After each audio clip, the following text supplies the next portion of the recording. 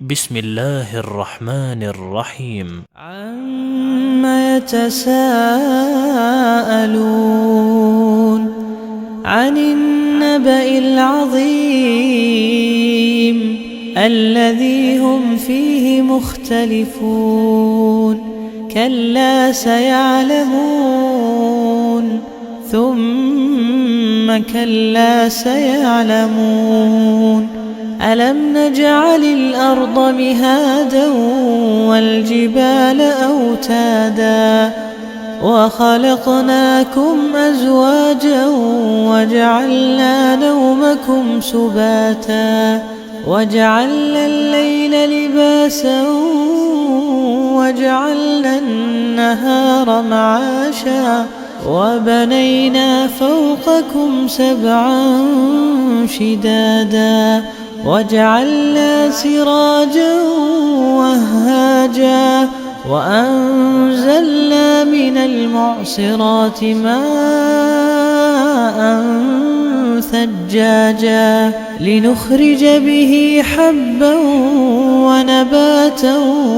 وجنات ألفافا إن يوم الفصل كان ميقاتا يوم ينفخ في الصور فتأتون أفواجا وفتحت السماء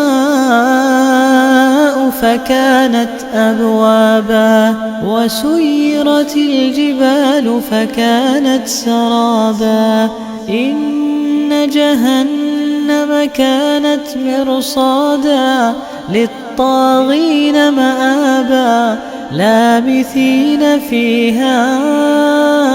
أحقابا لا يذوقون فيها بردا ولا شرابا إلا حميما وغساقا جزاء وفاقا إنهم كانوا لا يرجون حسابا وكذبوا بآياتنا كذابا وكل شيء أحصيناه كتابا فذوقوا فلن نزيدكم إلا عذابا إن للمتقين مفازا حدائق وأعنابا وكواعب أترابا وكأسا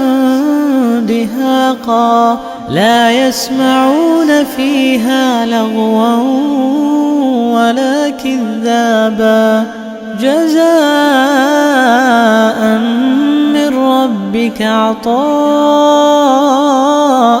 حسابا رب السماوات والأرض وما بينهما الرحمن لا يملكون منه خطابا يوم يقوم الروح والملائكة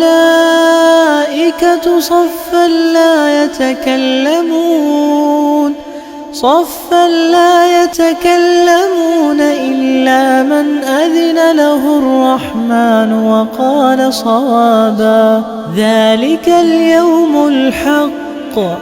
فمن شاء اتخذ إلى ربه مآبا إنا أنذرناكم عذابا